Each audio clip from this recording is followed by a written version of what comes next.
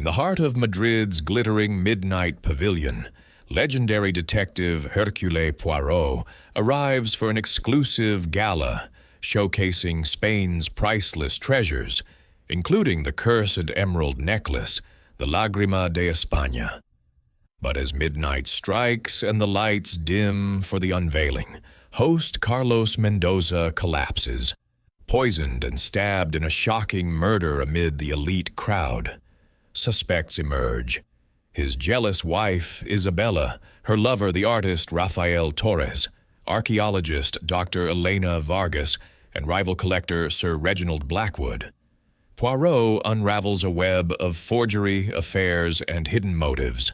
The necklace is a fake, the real one concealed for greed. Through clever misdirection, alibis crack, poison from Vargas's lab, a staged dagger thrust, a planted note. Yet the mastermind, Torres, manipulating all to claim the true jewel. In a tense revelation, justice prevails, proving no secret escapes Poirot's little gray cells. A classic whodunit of betrayal and brilliance. Chapter 1. The Invitation to Madrid. Hercule Poirot stood before the ornate gilt mirror in his suite at the Hotel Palacio de Madrid, his small, neat hands meticulously aligning the ends of his magnificent mustache. The late afternoon sunlight filtered through the heavy velvet curtains, casting a warm, amber glow across the room's polished parquet floors and antique furnishings. Madrid in summer was a symphony of heat and vitality, but Poirot, ever the creature of precision, found solace in the cool elegance of his temporary abode. He had traveled from London on a whim, or rather on the insistence of a letter that had piqued his insatiable curiosity. The missive had come from Senor Carlos Mendoza, a man Poirot had encountered years earlier during a convoluted affair involving a stolen Renaissance painting in Paris. Mendoza, a prosperous collector of antiquities, possessed a fortune amassed through shrewd dealings in the art world, and his tastes ran to the exotic and the priceless. The letter, written in flowing script on heavy cream paper, had been both pressing and enigmatic. My dear Poirot, a situation of the most delicate nature demands your unparalleled insight. I implore you to grace us with your presence at the Midnight Pavilion Gala. Treasures await, but so too do shadows. Your discretion is paramount. Poirot had pondered the words over his morning tisane, his little gray cells alert to the undercurrents of intrigue. What shadows lurked amid the treasures? Theft, perhaps? Or something more sinister, woven into the fabric of human ambition? With a characteristic shrug of his shoulders, he had wired his acceptance and arranged passage to Spain. Now, as he fastened the pearl studs in his crisp white shirt, a sharp rap echoed at the door. "Entrez!" Poirot called, his voice laced with a hint of anticipation. The door swung open to reveal Captain Arthur Hastings, Poirot's steadfast friend and occasional companion in detection. Hastings, tall and impeccably English with his fair hair and earnest expression, entered with the air of a man who had just battled the Iberian sun. His face was flushed, and he mopped his brow with a linen handkerchief. "Poirot, my dear fellow, what a journey! Trains delayed, taxis scarce, and this infernal heat. I thought I'd melt before reaching the hotel.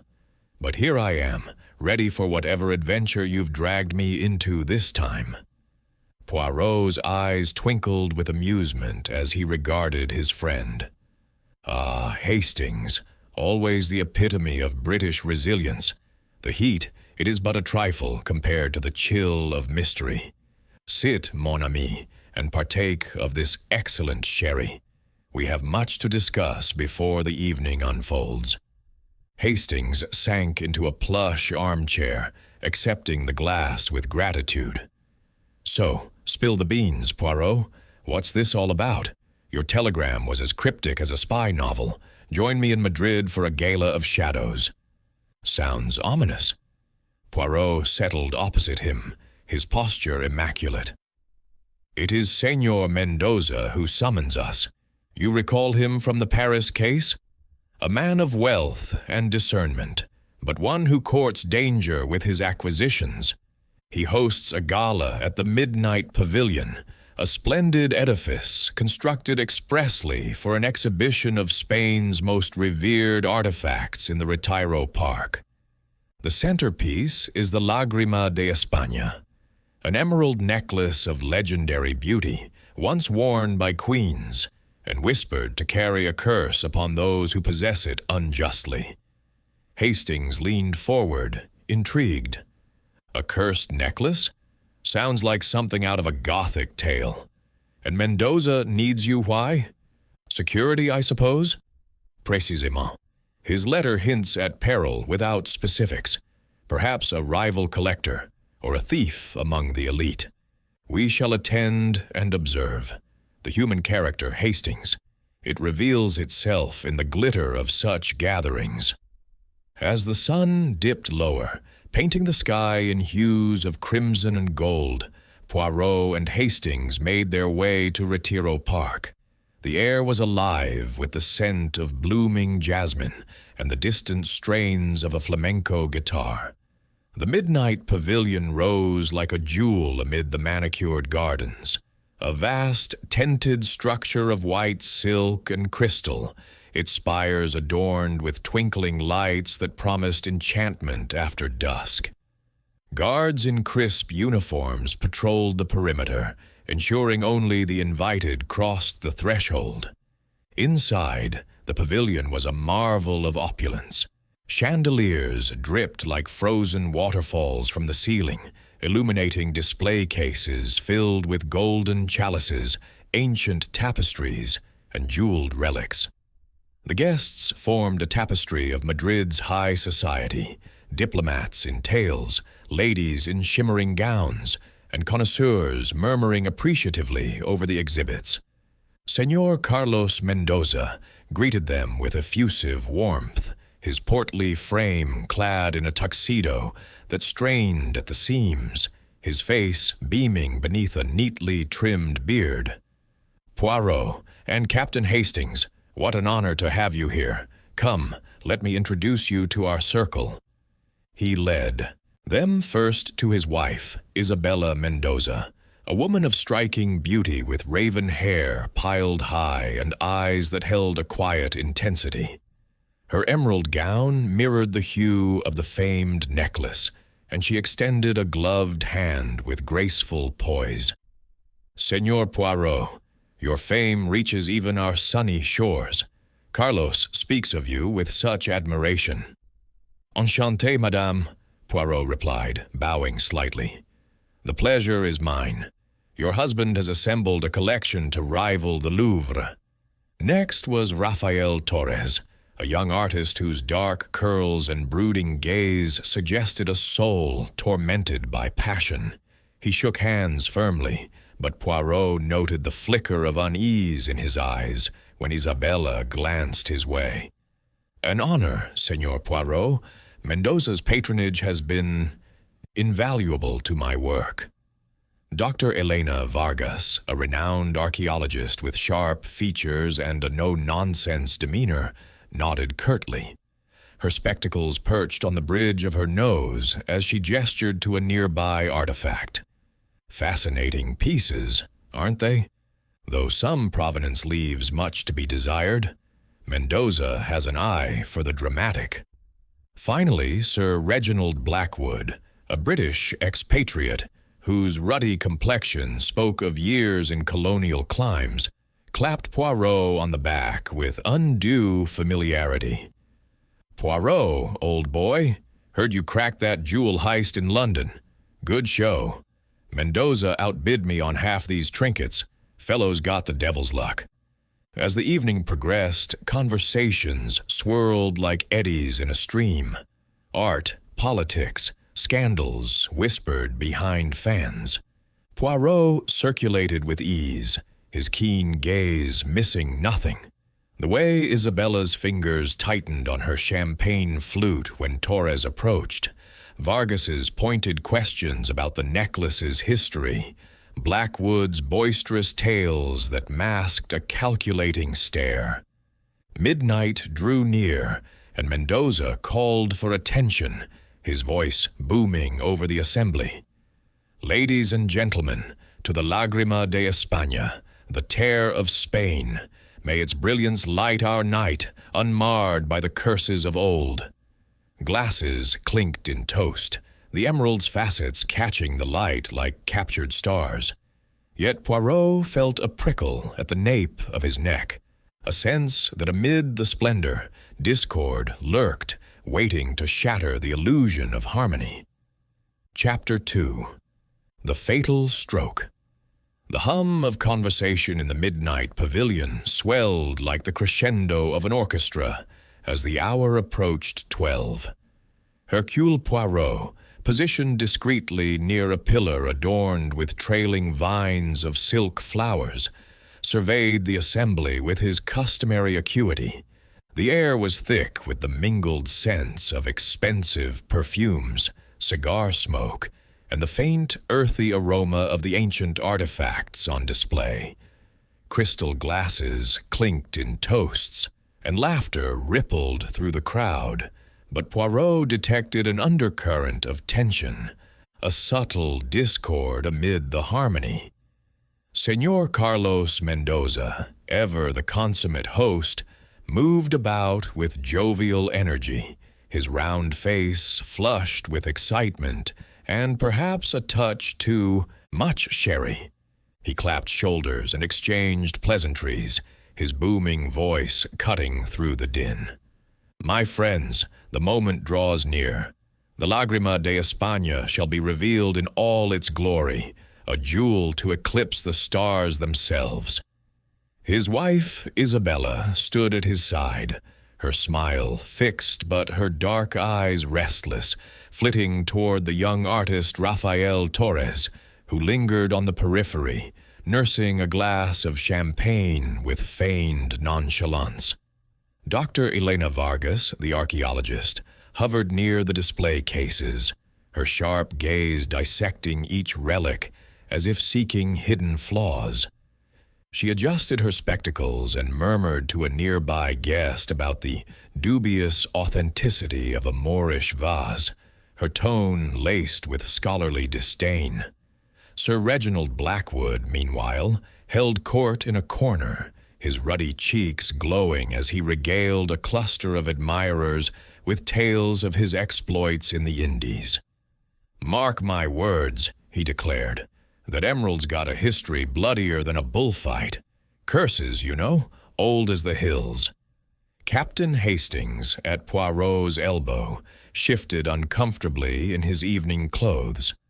"I say, Poirot, this place is a regular treasure trove, but Mendoza seems on edge, don't you think? Keeps glancing at that pedestal like it's about to sprout legs and walk off." Poirot nodded, his small, egg-shaped head tilting slightly. "Précisément, Hastings. The eye of the collector is vigilant, but here it is more than mere caution. Observe Madame Mendoza. Her composure is a mask, thin as porcelain. And Monsieur Torres. Ah, the artist. He watches her with the hunger of a man starved, not for food, but for something intangible. The great clock at the pavilion's center, a ornate piece imported from Vienna, began its solemn chime. 1, 2. The notes resonated through the vaulted space, drawing all eyes to the veiled pedestal where the Lágrima de España awaited its unveiling. The lights dimmed gradually, orchestrated by unseen hands, casting elongated shadows that danced across the marble floors. Guests fell silent, breaths held in collective anticipation. Mendoza stepped forward, his hand reaching for the silken cord that would draw back the covering. "Behold," he intoned, "the tear of Spain." But as the 12th chime faded, A sharp gasp pierced the hush, not of wonder, but of horror. Mendoza staggered, his face contorting in a grimace of shock and pain. He clutched at his chest, where the hilt of a dagger now protruded grotesquely, its blade buried deep. A dark stain blossomed across his white shirt front, spreading like ink on blotting paper. He crumpled to the floor with a thud that echoed unnaturally loud in the stunned silence, his body twitching once before going still. For a frozen instant, the pavilion seemed suspended in time. Then pandemonium erupted. Women screamed, men shouted, and the crowd surged forward in a chaotic wave. Isabella Mendoza let out a piercing wail, her hands flying to her mouth as she knelt beside her husband, her gown absorbing the pooling blood. "Carlos! Dios mío, Carlos!" Torres pushed through the throng, his face ashen, reaching out as if to aid her. Vargas stood rigid, her eyes wide behind her glasses, while Blackwood bellowed for order, his colonial authority asserting itself. Poirot, with Hastings close behind, elbowed his way to the forefront. "Stand back. Do not touch the body or the scene." Poirot's voice, though not loud, carried the weight of command, slicing through the clamor like a knife through silk. The guests hesitated, parting reluctantly as he knelt beside the fallen man. Hastings, ever practical, scanned the faces around them, noting the varied expressions: shock, fear, and in some, a flicker of calculation. "By Jove, Poirot," Hastings whispered. "He's dead as a doornail, stabbed right in front of us all." Poirot's gloved fingers hovered near the wound without contact, his keen eyes absorbing every detail. The dagger was no ordinary weapon. It was an exquisite artifact, its hilt encrusted with intricate carvings of serpents and glyphs, clearly one of the exhibition pieces. A Mayan relic, perhaps, pilfered from its glass case nearby. The blade, wickedly sharp, had entered cleanly between the ribs, aimed with precision at the heart. Mendoza's eyes stared blankly at the ceiling, his mouth agape in eternal surprise. In his clenched fist, Poirot spied a crumpled scrap of paper. Gently, with the tip of a handkerchief, he pried it free. "Unfold it carefully, Hastings," Poirot instructed. The note, scrawled in elegant, looping handwriting, read, "The thief strikes at midnight." A chill ran through the pavilion, as if the words themselves carried a malediction. At that moment, the doors burst open, admitting a squad of uniformed police led by Inspector Ruiz, a burly man with a mustache rivaling Poirot's own in luxuriance, though less meticulously groomed. His dark eyes swept the scene, assessing with professional detachment. "What madness is this? Seal the exits. No one leaves until questioned." He approached Poirot, recognition dawning. "Señor Hercule Poirot? Your presence is fortuitous, or suspicious. I am Inspector Ruiz of the Madrid Constabulary. Assist if you must, but remember, this is my jurisdiction." Poirot rose gracefully, dusting his knees. "Inspector, I am at your service. A tragedy most foul, executed in the blink of an eye. The lights dimmed. Opportunely, non? The killer struck in that veil of shadow." Ruiz grunted, directing his men to cordon the area. The suspects were herded into an adjacent salon, their protests mingling with the sobs of the distraught. Isabella, supported by a maid, wept openly, her makeup streaked. Who could do this? Carlos had no enemies, only rivals in business. Yet Poirot noted how her gaze avoided Torres, who paced like a caged panther, his hands trembling. One by one, Ruiz began preliminary inquiries, with Poirot observing silently, his little gray cells cataloging inconsistencies. Raphael, Torres claimed he had been at the refreshment table, fetching a drink for Isabella. I heard the gasp and turned, saw him fall. It's monstrous. His alibi, however, lacked witnesses. The servers were preoccupied. Dr. Vargas, composed despite the pallor of her cheeks, stated she had been examining a codex in the far corner. The dimming lights startled me. By the time I looked up, it was over. Her expertise with ancient weapons did not escape Poirot's notice. The dagger's style aligned with her field of study. Sir Reginald Blackwood, wiping sweat from his brow, insisted he had stepped onto the terrace for a cigar moments before midnight. "Fresh air, you know, stuffy in here. Heard the commotion and rushed back." The terrace door, Poirot recalled, was mere steps from the pedestal, and the night air carried no lingering tobacco scent on Blackwood's clothes. Isabella Mendoza, last to speak, clutched a handkerchief stained with tears. I was right beside him. One moment he was smiling, the next, that horrible blade. Her proximity made her the most obvious suspect, yet her grief appeared genuine, or masterfully feigned. As the interviews concluded, Ruiz conferred with Poirot in hushed tones.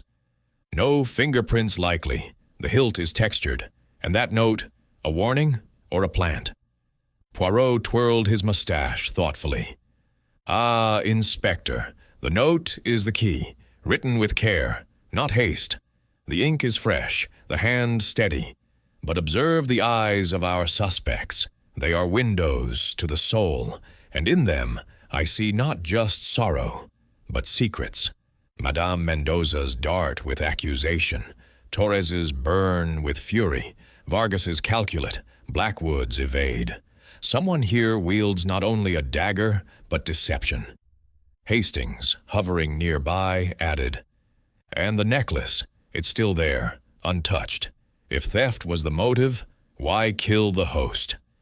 "Excellente question, mon ami," Poirot replied. "The Lagrima weeps not for itself, but for the folly of men. The night is young, and the truth, it begins to stir." Outside, the Retiro Park lay shrouded in darkness, the pavilion's lights now harsh interrogators rather than festive beacons. As the body was covered and removed, Poirot felt the weight of impending revelation. The fatal stroke had been swift, but the unraveling of its mystery would demand patience, insight, and the inexorable logic of Hercule Poirot. Chapter 3. Shadows of the Past. The first light of dawn crept over the rooftops of Madrid, painting the city in soft pastels that belied the darkness of the night before. Hercule Poirot, impeccably attired in a light summer suit and his customary Homburg hat, stepped out from the Hotel Palacio alongside Captain Hastings. The air was crisp, carrying the faint aroma of fresh bread from nearby bakeries, a stark contrast to the metallic tang of blood that still lingered in Poirot's memory from the pavilion. They made their way toward Retiro Park, where the midnight pavilion now stood as a somber sentinel, its once festive silks fluttering listlessly in the breeze, encircled by police barriers and watchful officers. "Ghastly business, Poirot," Hastings remarked as they walked along the tree-lined paths, the gravel crunching under their feet. "Poor Mendoza, stabbed in the heart amid all that splendor. And that note.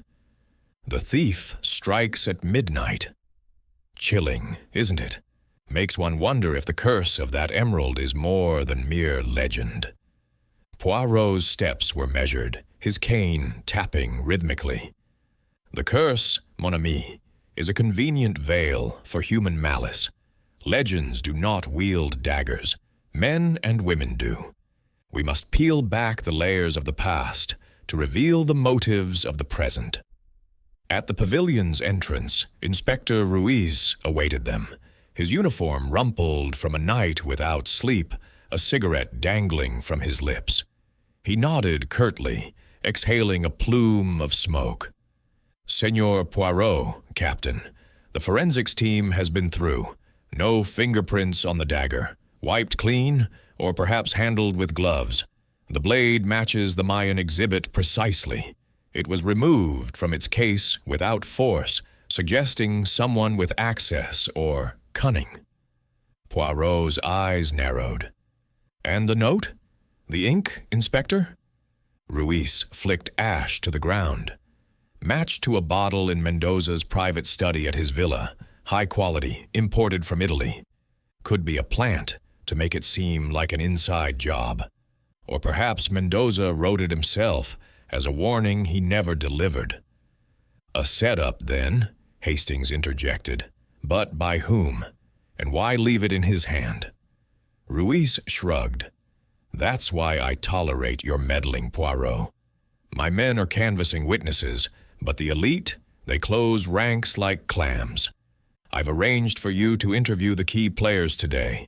Start with the widow. She's at the villa, under guard." The Mendoza villa perched on a hill overlooking the city, a sprawling edifice of white stucco and terracotta tiles, surrounded by manicured gardens where fountains murmured softly.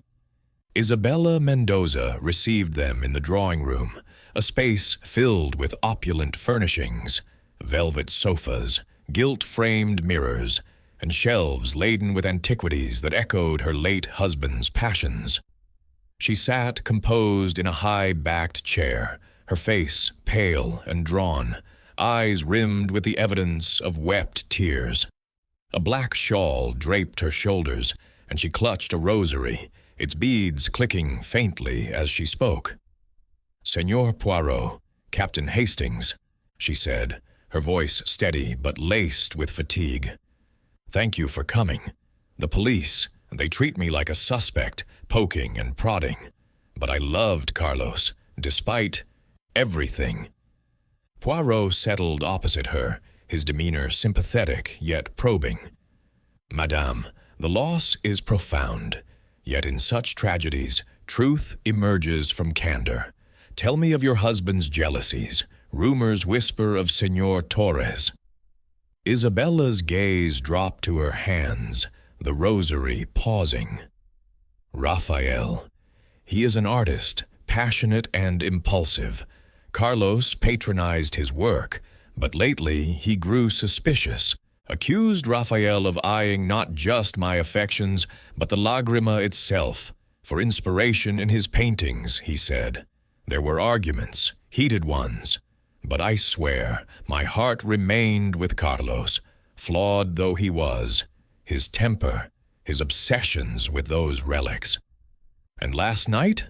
Hastings prompted gently. You were beside him when... Her eyes welled anew.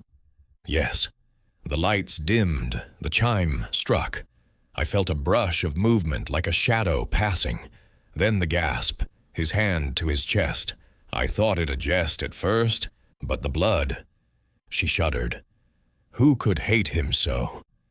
Poirot noted the tremor in her voice, the way her fingers tightened on the beads. Madame, did your husband confide in you about threats, or the necklace's history? She hesitated. He mentioned rivals, yes, but nothing specific. Please, find the monster who did this. From the villa, they proceeded to Rafael Torres's studio in the bohemian quarter of Malasaña, a cluttered attic space alive with the scent of turpentine and wet canvas. Torres worked feverishly at an easel, his brush slashing across a half-formed portrait that bore a striking resemblance to Isabella. He turned at their entrance, paint smudged on his cheek, his dark eyes defiant. Senor Torres, Poirot began, navigating around stacks of canvases depicting dramatic scenes of Spanish lore. A moment of your time, if you please. The events of last night, they weigh heavily. Torres set down his palette with a clatter. Weigh? They crush. Mendoza was my benefactor, though a tyrant in his way. He threatened to cut me off, ruin my exhibitions if I didn't distance myself from Isabella. Jealous old fool. But murder? Preposterous. I was at the champagne table when the lights went low, fetching a glass for her, actually. Hastings glanced at the portrait. And your relationship with Madame Mendoza? Purely professional? Torres's jaw tightened. Artistic souls connect, Captain, but I am no killer. Ask the servers. They'll remember me. Poirot's gaze lingered on a sketchbook, its pages filled with studies of jewels, including one eerily similar to the Lagrima. Your work captures the essence of beauty, monsieur, yet beauty can inspire envy or desperation. Their next stop was the University of Madrid, where Dr. Elena Vargas held court in her office, a room crammed with dusty tomes, artifacts in glass cases, and maps of ancient sites pinned to the walls.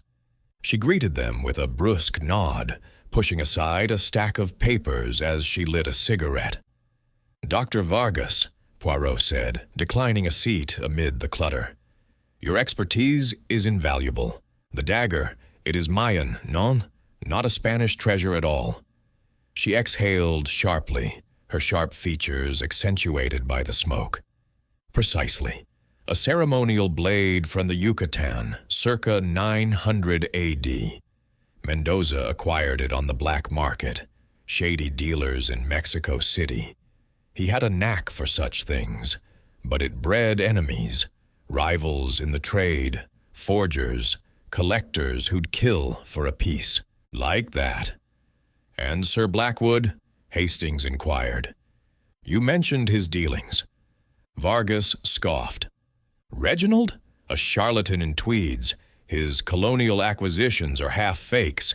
He and Mendoza clashed over bids. Blackwood lost the Lagrima to him years ago in a London auction. Bitter about it, I'd wager. But don't take my word. Ask him yourself." Poirot twirled his mustache, his eyes scanning a shelf where a similar dagger rested. "Your knowledge of such weapons, Doctora, it is profound. One might say, intimate." She met his gaze steadily. "Academic, Senor Poirot, nothing more." Their final interview took place at the exclusive Club de Caballeros, where Sir Reginald Blackwood lounged in a leather armchair, a glass of sherry in hand, the room redolent of aged wood and fine tobacco. He rose with bluff heartiness, offering cigars which Poirot politely refused. "Poirot, Hastings, capital to see you. Beastly affair at the Pavilion. Mendoza was a rival, sure, but no cause for this savagery." Poirot accepted a seat, his posture alert. "Sir Reginald, your alibi, the terrace, the cigar. Witnesses?" Blackwood chuckled. "Plenty. The doorman saw me step out. A couple of chaps joined me briefly, clear as day. Or night, rather. Mendoza outbid me on that blasted necklace back in 20. Stung, but water under the bridge. My fortunes from tea plantations, not grudges." "And your dealings in antiquities?" Hastings pressed. "Dr. Vargas suggests irregularities." Blackwood's laugh turned forced. "Elena's a sharp one, but jealous of my collection. All above board, I assure you." As they departed the club, Poirot paused on the steps, the midday sun warming his face. "Ah, Hastings, alibis are like jigsaw puzzles. The pieces appear to fit, yet the image deceives when one turns them over." Back at the hotel, a message awaited from Inspector Ruiz. Mendoza's safe in the villa study had been rifled. Its contents, documents on the Lagrima's provenance, vanished. The combination known only to a select few. Who had access? Hastings wondered aloud. Poirot smiled enigmatically. "Precisely the question, mon ami. The shadows of the past lengthen, revealing not just victims, but villains in disguise." The day wore on, each interview a thread in the tapestry of deceit weaving tighter around the suspects.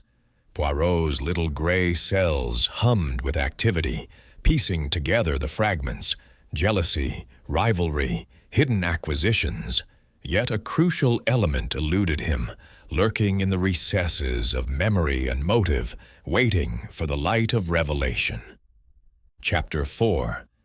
The Whispered Alliances. As the sun dipped below the horizon, casting long shadows across the manicured lawns of Retiro Park, Hercule Poirot orchestrated a gathering that promised to stir the embers of suspicion. The Midnight Pavilion, now stripped of its festive trappings, stood as a hollow shell under the watchful eyes of Inspector Ruiz's men. Yellow tape fluttered like cautionary ribbons, and the air inside carried a faint, lingering chill from the previous night's horror. Poirot had requested, no, insisted upon, a recreation of the fateful moments before midnight, assembling the principal suspects in the antechamber adjacent to the main hall. It was a tactic he favored, to replay the drama, observing how the actors faltered in their roles. Inspector Ruiz, rubbing his stubbled chin, acquiesced with a grumble. "If it unearths something, fine, but no theatrics, Poirot. This isn't a stage play." Yet even he sensed the value in Poirot's method, positioning officers discreetly around the room. The suspects arrived one by one, their faces etched with varying degrees of reluctance and unease. Isabella Mendoza, clad in somber black silk that accentuated her pallor, entered first, her steps hesitant as if the pavilion itself repelled her.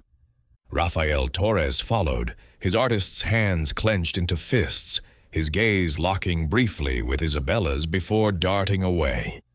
Dr. Elena Vargas strode in with academic poise, her briefcase clutched like a shield, while Sir Reginald Blackwood brought up the rear, his bluff demeanor masking a flicker of irritation. "What's this about, eh? Reliving the nightmare won't bring Mendoza back." Poirot, standing at the center with Hastings at his side, raised a hand for silence. His voice, calm and authoritative, filled the space. "Mesdames et messieurs, we are here not to mourn, but to illuminate. The murder occurred in a veil of dimmed lights and distraction. Let us retrace those steps precisely. Madame Mendoza, if you would position yourself by the pedestal, as you were. Senor Torres, linger nearby. Yes, just so. Doctora Vargas, attend to the artifact case. Sir Reginald, proceed to the terrace door." The group complied with murmurs of protest, the antechamber's polished floors reflecting their uneasy movements. Hastings dimmed the lamps to mimic the gala's atmosphere, the room plunging into semi-darkness, broken only by slivers of twilight filtering through the windows. Poirot paced slowly, his eyes sharp as a hawk's. Now, the clock chimes approach. Mendoza steps forward. The cord is pulled. And then, in the reenactment, a subtle discord emerged, as Mendoza, represented by a coat rack, fell. Isabella's hand brushed Torres's arm, a gesture too intimate for coincidence. Vargas turned her head sharply, as if expecting the commotion, while Blackwood, ostensibly exiting to the terrace, paused at the threshold. The door, heavy and oiled, emitted a distinct creak upon opening, yet no one in the hall recalled hearing it during the actual event. Hastings, ever observant, whispered to Poirot, "That creak, it's loud enough to wake the dead. If Blackwood went out and back, someone should have noticed." Poirot nodded subtly. "Oui, mon ami. Alibis crumble like sandcastles at high tide." As the lights brightened, Poirot addressed the group. "Interesting, no? Small details betray large deceptions. Madame, your proximity to Senor Torres, it suggests familiarity beyond patronage. Isabella flushed, her lips tightening, but she said nothing. Torres interjected hotly. "This is absurd. We're all on edge. Who remembers a door creak in chaos?" Vargas adjusted her spectacles. Perhaps the killer timed it perfectly, during the chime. But her voice held a note of defensiveness that Poirot filed away. Blackwood laughed it off. Door was ajar already, maybe. Memory plays tricks. The session adjourned with tensions simmering, but Poirot had sown seeds of doubt. Back at the hotel, over a light supper of tapas and mineral water, he confided in Hastings. "Alliances whisper in the shadows, Hastings. Not all are adversaries. Some conspire." The next morning brought revelations. Inspector Ruiz arrived at breakfast, bearing a sheaf of letters unearthed from Mendoza's study, correspondence between Dr. Vargas and Sir Blackwood, discussing the authentication of certain artifacts. "Forgeries," Ruiz explained, his eyes gleaming. "They partnered to validate fakes for the black market, splitting profits. Mendoza suspected, threatened exposure." Poirot examined the letters, penned in Vargas's precise hand. "Ah, a motive shared, but does it point to murder?" Ruiz shrugged. "Blackwood claims it was legitimate consultation. Vargas says the same. But the timing, letters dated just before the gala." Hastings pondered. So they had reason to silence him. But why the dagger? A poisoner could have been subtler. "Précisément," Poirot replied. "The weapon screams drama, distraction." Their inquiries led to Torres's gallery, a modest space in the city center displaying his brooding canvases. A discreet search, authorized by Ruiz, revealed ledgers showing debts owed to Mendoza, substantial sums borrowed for the gallery's upkeep, repayments lagging. Torres, confronted, admitted the loans. "He held it over me like a noose, demanded I end things with Isabella or face ruin, but I repaid what I could, checked the books." Yet the books showed discrepancies, sums funneled through an anonymous account. "Alliances again," Poirot murmured. Isabella, revisited at the villa, confessed more under gentle probing. Her necklace, a lavish gift from Mendoza, bore engravings akin to the murder daggers, both from the same illicit source. Carlos bought them together from a dealer in Seville. He said they were talismans against betrayal. Her eyes filled. Ironic, no? A servant, overheard in the kitchens, provided another thread. The elderly man, loyal but fearful, recounted a heated exchange the week prior. Mendoza accusing someone of treachery. "It was the artist, senor, shouting about ingratitude, but the senora, she calmed them."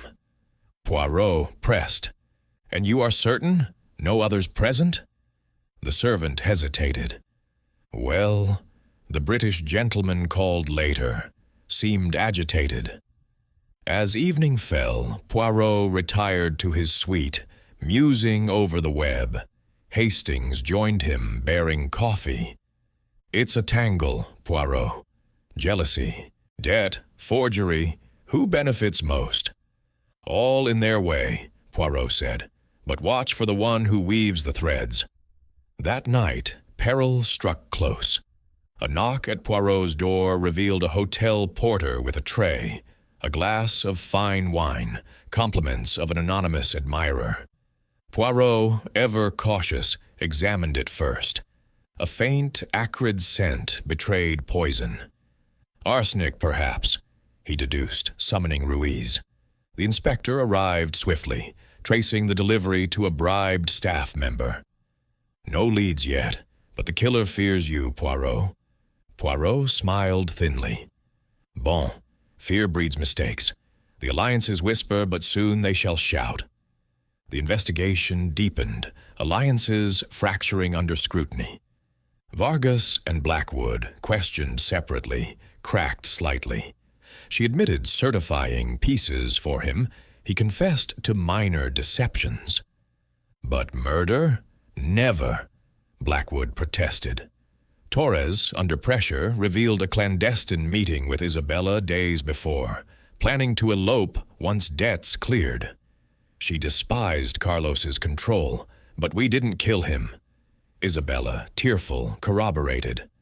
Raphael is innocent. The poison. Wait, what poison? Poirot paused. He had not mentioned poison publicly, only the dagger. Her slip hinted at deeper knowledge. As midnight approached anew, Poirot paced his room, piecing fragments. The creaking door, forged letters, hidden debts, mismatched talismans. The whispered alliances formed a chain, linking suspects in a dance of deceit. Yet one link remained forged stronger than the rest, binding motive to opportunity. Hastings, yawning, bid good night. Tomorrow, perhaps the truth emerges. Poirot nodded. Demain, mon ami. The night conceals, but dawn reveals all. Chapter 5. The Hidden Motive. The streets of Madrid thrummed with the midday bustle as Hercule Poirot and Captain Hastings ventured into the labyrinthine alleys of the old quarter, where the black market dealers plied their shadowy trade. The air was thick with the aroma of spices from nearby markets and the faint mustiness of antiquity shops tucked into narrow doorways. Poirot, his cane tapping purposefully on the cobblestones, had arranged a discreet meeting with one of Mendoza's former contacts, a wiry man named Pablo Ruiz, no relation to the inspector, who operated from a dimly lit emporium crammed with relics of dubious origin. Pablo, his face creased like aged leather, greeted them warily behind a counter laden with tarnished silver and faded scrolls. "Senor Poirot? Mendoza mentioned you once. A mind like a trap. What brings you to my humble den?" Poirot's eyes scanned the cluttered shelves, alighting on a jade figurine similar to those in the pavilion. "Information, Senor Ruiz, about the Lágrima de España. Its curse. Is it mere folklore or something more tangible?" Pablo chuckled dryly, glancing over his shoulder as if shadows listened. "The tear weeps blood, they say, but Mendoza—" He knew the truth. The necklace on display? A forgery, exquisite but false. The real one vanished a decade ago from a Seville vault. Mendoza commissioned the fake to maintain appearances, but planned to expose the switch at the gala, ruin those involved in the deception. Hastings leaned forward, intrigued. Expose whom, and why now? Pablo shrugged. Rivals, partners gone sour. He confided in few. But word spreads in our circles. Blackwood supplied the replica. Vargas authenticated it for a cut. Torres sketched designs for the forger. Even the wife knew, perhaps turned a blind eye for the lifestyle. Poirot's mustache quivered. Ah, the hidden motive surfaces, not theft of the jewel, but suppression of its secret. Mendoza's death silences the revelation. Leaving the dealer with a generous tip for his candor, they returned to the hotel, where Inspector Ruiz awaited with autopsy preliminaries. Stab wound fatal, but traces of curare in the blood, a paralytic toxin. The dagger was secondary, plunged post-poisoning to mislead. Poirot nodded sagely. Clever. Curare slows the heart, mimics a natural attack. The stab ensures drama, points to impulse. Ruiz lit a cigarette. Vargas studies such toxins. Her lab at the university stocks them for research on ancient poisons. Their path led to the university once more. Dr. Vargas, in her cluttered office, faced them with folded arms, her expression a mask of indignation. Curare? Yes, I work with it. Derived from South American vines, used in Mayan rituals. But my lab is secure, samples accounted for. Hastings pressed. And your involvement with the forgery? We know of the authentication. Vargas's eyes flashed. A mistake, years ago. Mendoza blackmailed me into it, threatened my career. Blackwood brokered the deal. If anyone wanted him dead, it's Reginald, protecting his reputation. Poirot observed her closely. Doctora, your watch. It stopped at 11:55 last night. An odd coincidence, non? Perhaps tampered to feign an alibi. She glanced at her wrist, color draining. A mere malfunction. Batteries fail. From there to Blackwood's residence, a villa on the outskirts overlooking olive groves. Sir Reginald, nursing a brandy in his study lined with hunting trophies, greeted them with forced joviality. Back again, Poirot? Persistent chap. The forgery, Sir Reginald, Poirot stated flatly. You supplied the fake Lagrima. Mendoza's exposure would bankrupt you. Blackwood set down his glass with a clink. Rubbish. It was a legitimate replica for display. Mendoza overreacted. As for Curare, never touched the stuff. Ask Vargas. She's the expert. And your terrace alibi? Hastings queried. The door creak, unheard. Blackwood waved dismissively. Wind, perhaps, or selective memory. A search of his premises, warranted by Ruiz, uncovered a vial in a hidden drawer, empty but labeled with a toxin supplier. For vermin, Blackwood claimed, rats in the cellar. Torres's studio yielded its own secrets.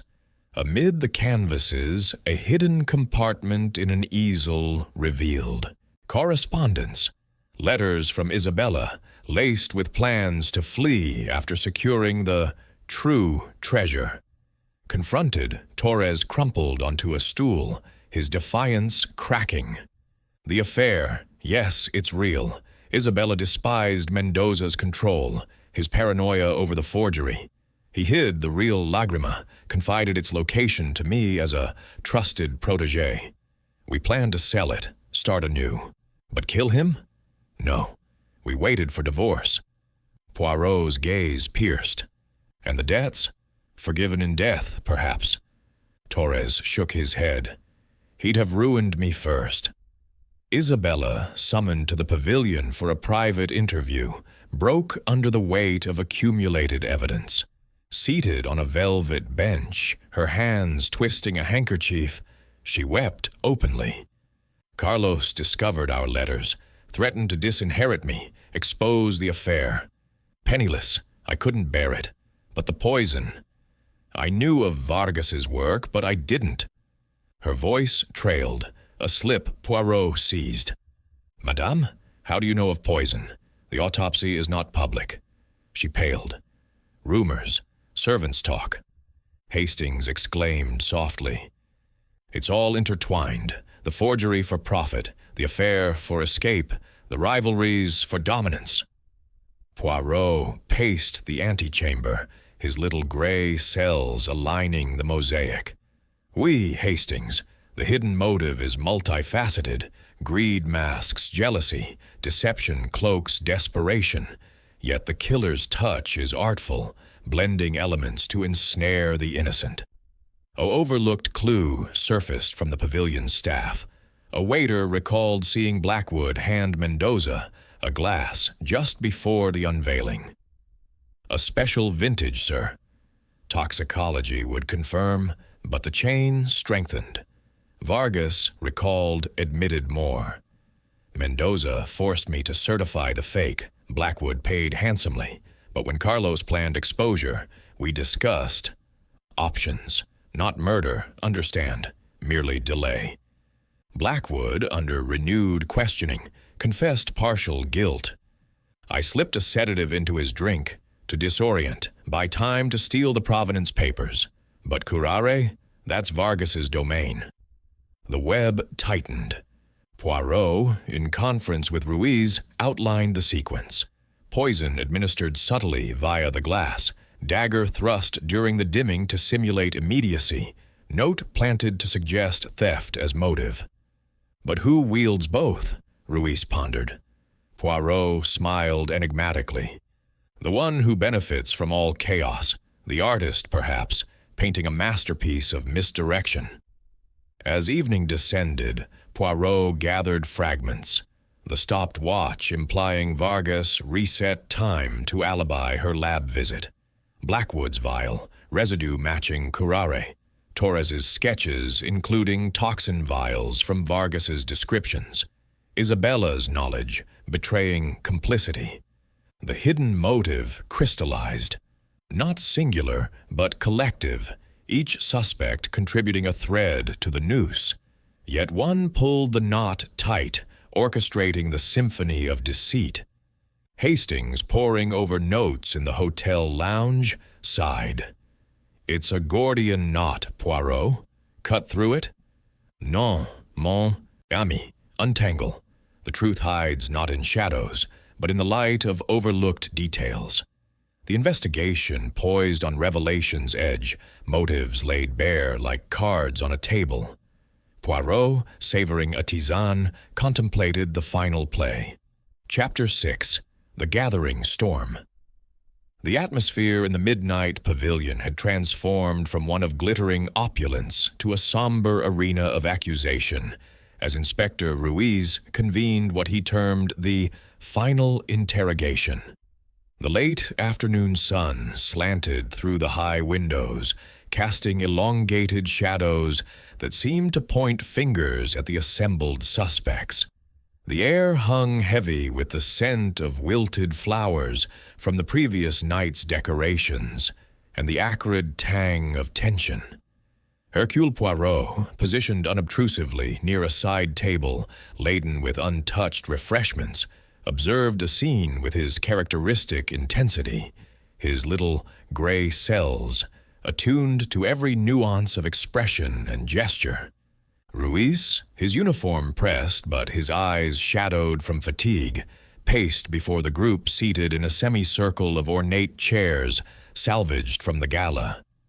Isabella Mendoza occupied the center, her black attire absorbing the light, her face a study in controlled anguish.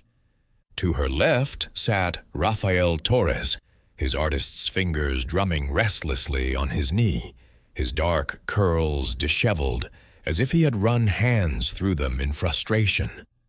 Dr. Elena Vargas perched on the edge of her seat, her spectacles reflecting the sunlight like tiny shields, while Sir Reginald Blackwood lounged with feigned ease, his ruddy complexion flushed deeper by the warmth of the room, or perhaps the pressure mounting. "Ladies and gentlemen," Ruiz began, his voice gravelly. "The evidence mounts. Poison in Mendoza's system. Curare, to be precise, followed by the dagger's thrust. A misdirection, but sloppy. We've traced the toxin to Dr. Vargas's lab, the forgery scheme to Blackwood and Vargas, the affair to Madame Mendoza and Torres. Someone, or someones, wove this noose. Speak now, or face the consequences." The room crackled with unease. Blackwood broke the silence first, his voice booming with indignation. "This is preposterous, pointing fingers like a witch hunt. If it's money you suspect, look to Torres. He owed Mendoza a fortune. Killed for the insurance on that blasted necklace, I'd wager. The policy names him as beneficiary for some art fund nonsense." Torres leaped to his feet, his eyes blazing. "Lies. The fund was for my gallery, yes, but Mendoza changed it weeks ago, cut me out entirely. You're the forger, Blackwood, peddling fakes with Vargas's stamp. You both stood to lose everything if he exposed you at the unveiling." Vargas interjected sharply, her tone cutting like a scalpel. "Expose us? Mendoza was neck-deep in it himself, commissioned the fake Lagrima to hide his own theft of the original. He played us all. But you, Torres, with your sketches of the jewel, you helped design the replica. And that affair, motive, enough for a desperate man." Isabella's voice rose, trembling but defiant. Enough! Raphael is no murderer. Carlos's jealousy drove him mad, but we plan to leave peacefully. Blackwood, you handed him that glass, the special vintage. What was in it, eh? And Vargas, your curare, conveniently missing from inventory. Accusations flew like arrows in a skirmish, each suspect deflecting and countering. Blackwood sneered at Vargas. Your lab logs show access after hours. Who else but you? She retorted. Your villa hid the vile remnants. Vermin indeed. Torres accused Isabella of planting the note. Your handwriting, darling. Elegant loops, just like the letters you sent me. She gasped. To implicate you? Never. It was to frame Blackwood. His rivalry was infamous. Poirot, silent until now, raised a hand, his presence commanding instant hush. His voice, measured and melodic, cut through the storm. Mes amis, the gathering storm brews fiercely, but let us navigate its winds with logic, not fury. The autopsy confirms. Curare administered earlier, via the glass, perhaps, paralyzing slowly. The dagger, a theatrical flourish, plunged when the lights dimmed. The chime masked any sound. But why both? To confuse the timeline suggest impulse over premeditation. Ruiz nodded approvingly. Exactly. And the note. The thief strikes at midnight. Written on paper from your notebook, Dr. Vargas. Vargas protested vehemently. Anyone could have taken a sheet. My office is open to colleagues. Poirot twirled his mustache, his eyes gleaming. Ah, but colleagues do not tamper with watches. Yours stopped at 11:55, precisely when the poison might have been slipped, allowing you to reset and claim presence elsewhere. She faltered. A coincidence, mechanical failure. Blackwood chuckled nervously. See, she's squirming. But what of my alibi, the terrace witnesses? Hastings, who had been quietly noting details, spoke up. Your witnesses are club cronies, Sir Reginald. Loyal, but perhaps bribed, and no cigar ash on the terrace tiles. Blackwood's bluster faded. Well, perhaps I didn't light it. Nerves, you know. The interrogation deepened as Ruiz presented fresh evidence. A servant's revised statement, coerced no longer by fear. It was the senora who bribed me to stay silent, the man confessed, his voice quavering. She slipped something into the master's drink earlier that evening, before the guests arrived. Said it was a sedative for his anxiety. Then, during the dimming, she signaled to Torres. He thrust the dagger to make it seem a theft gone wrong. Isabella recoiled. Lies, I would never. Torres turned on her. You plan to frame me? Abandon me for the insurance payout? Poirot intervened smoothly. No, it is not so simple. The servants fear. It shifts allegiance. Who truly bribed him? Let us consider the web. Forgery unites Vargas and Blackwood. Affair binds Isabella and Torres. But a master thread connects all. Mendoza's hidden real lagrima. Its location, known to one who posed as friend. Ruiz's men entered, bearing items from searches. From Vargas's lab, a missing curare log entry. From Blackwood's villa, provenance papers stolen from Mendoza's safe. From Torres's studio, a map sketched with the jewel's supposed hiding spot. A secret compartment in the pavilion itself. The compartment, Poirot explained, gesturing to a nearby display case. Concealed behind a false panel. Mendoza confided in Torres during a mentorship session, but Torres shared with Isabella, who whispered to Vargas for authentication value, who consulted Blackwood for sale channels. Accusations peaked anew. Vargas pointed at Blackwood. You suggested the poison, said it was untraceable. He countered, your idea to use the dagger, your expertise. Isabella sobbed. Raphael pushed me to act. He said Carlos would destroy us. Torres denied. She manipulated me, her greed for the real jewel. The storm raged, revelations thundering like lightning. Poirot, amid the chaos, pieced the final clues. The note's ink matched not just Mendoza's study, but Isabella's personal stationery. Blackwood's glass bore faint curare residue. Vargas's watchpin extracted matched a scratch on the dagger hilt. Torres's paintbrush fibers clung to the stolen papers. Yet unity emerged in their discord. Each had contributed. Blackwood the glass, Vargas the toxin, Isabella the note, Torres the thrust. A conspiracy? Or orchestrated by one? Ruiz, exasperated, demanded clarity. Poirot, make sense of this madness. Poirot smiled enigmatically.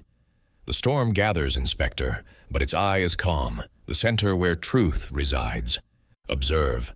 The curare dosage, expert from Vargas, the timing, Blackwood's opportunity, the staging, Isabella's dramatics, the cleanup, Torres's artistry in misdirection. As night fell outside, the pavilion's chandeliers flickered on, illuminating faces etched with dread.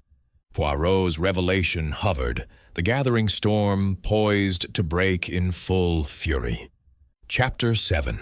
The Revelation. The Midnight Pavilion, once a bastion of elegance and intrigue, now served as the stage for the final act in this drama of deception and death.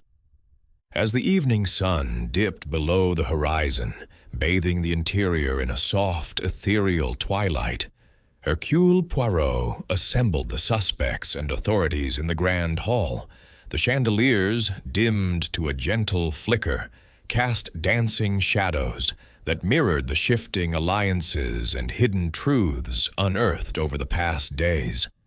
Inspector Ruiz stood at Poirot's side, his arms crossed, a mix of skepticism and anticipation etched on his features. Captain Hastings hovered nearby, notebook in hand, ready to capture the denouement. The suspects formed a tense tableau before the now empty pedestal where the false Lágrima de España had gleamed so mockingly. Isabella Mendoza sat with rigid poise, her black veil partially obscuring eyes that darted with unspoken dread. Rafael Torres leaned against a pillar, his artist's facade cracking under the strain, fingers twitching as if longing for a brush to repaint his fate. Dr. Elena Vargas adjusted her spectacles repeatedly, her scholarly composure frayed, while Sir Reginald Blackwood mopped his brow with a handkerchief, his colonial bluster reduced to uneasy shifts in his chair. Poirot, immaculate in his evening attire, stepped forward, his small stature belying the commanding presence that silenced the room. He twirled his mustache thoughtfully, his green eyes piercing each face in turn. Mesdames et messieurs, Inspector Ruiz, mon ami Hastings, we gather not for recriminations, but for revelation. The little gray cells of Hercule Poirot have labored tirelessly, sifting through the sands of deceit to uncover the pearls of truth.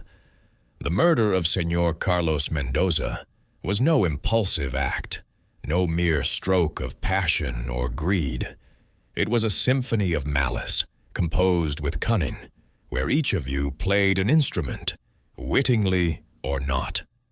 A murmur rippled through the assembly, but Poirot raised a hand, quelling it.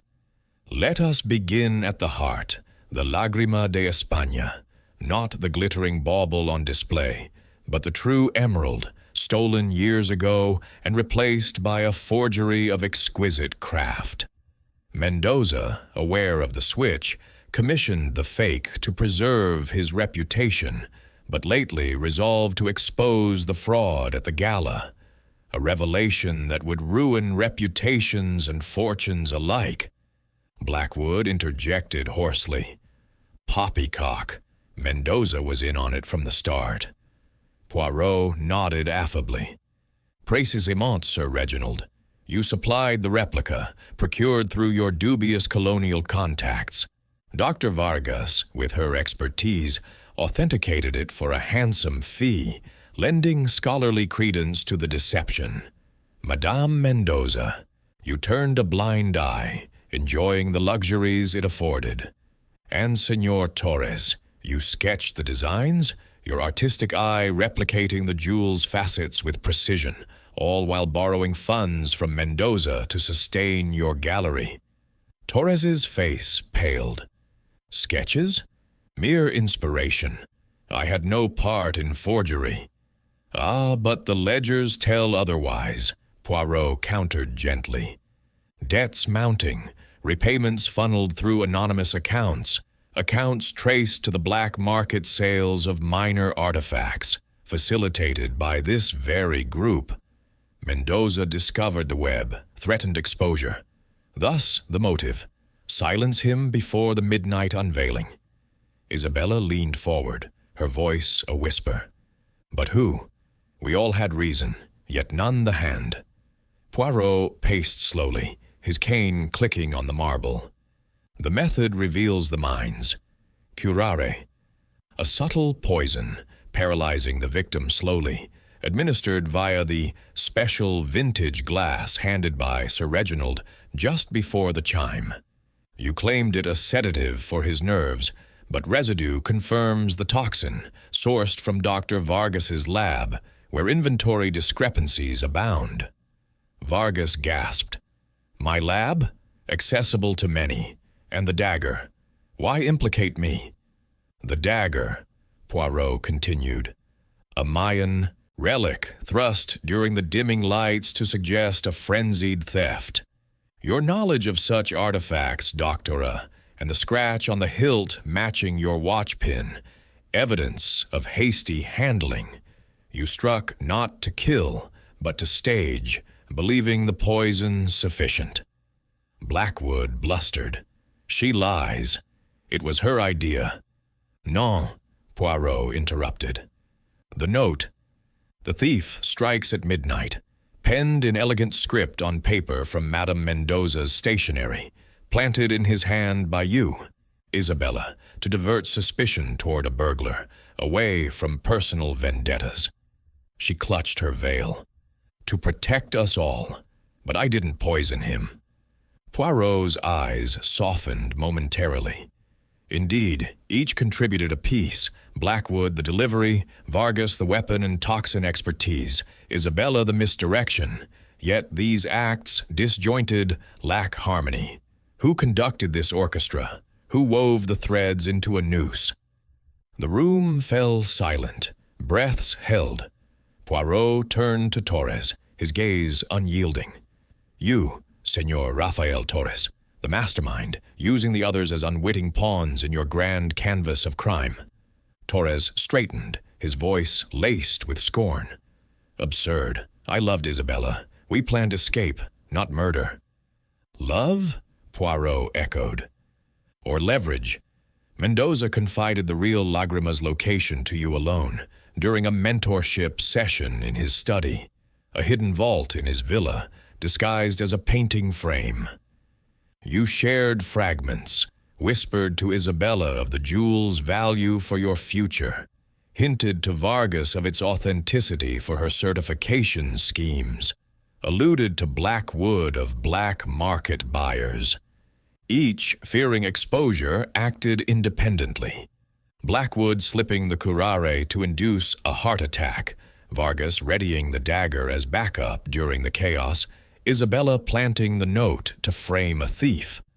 Hastings exclaimed, By Jove, Poirot, so Torres manipulated them all? Oui, mon ami.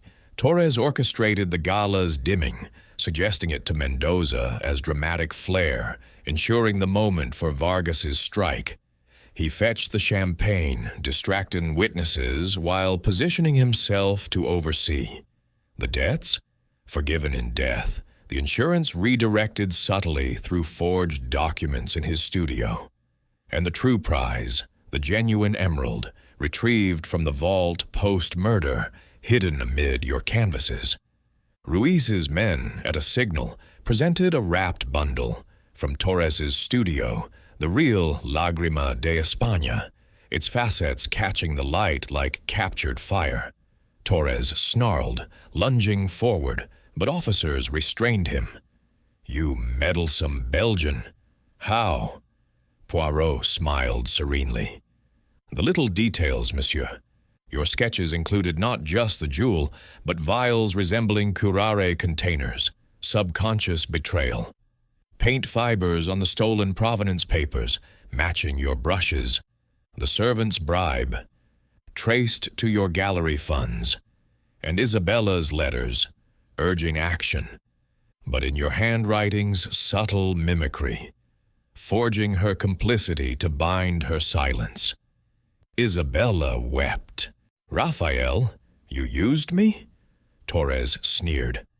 "You all were fools, Mendoza most of all, trusting an artist with his secrets. The jewel was mine by right, for the inspiration it gave." Vargas and Blackwood, realizing their manipulation, hung their heads, accessories in the eyes of the law. Ruiz clapped handcuffs on Torres, nodding to Poirot. "Brilliant, senor. Charges for all, but Torres bears the brunt." As the suspects were led away, the pavilion emptied, leaving Poirot and Hastings in the quiet glow. "A tragic tapestry, Poirot," Hastings sighed. "Greed, love, betrayal, all intertwined." Poirot adjusted his lapel. "Ah, Hastings, the human heart is the greatest mystery, ever weaving webs of folly. But order is restored, the scales balanced.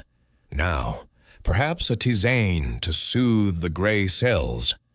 Outside, Madrid's night enveloped the park, the stars twinkling like uncursed jewels as the case of the midnight pavilion drew to its close.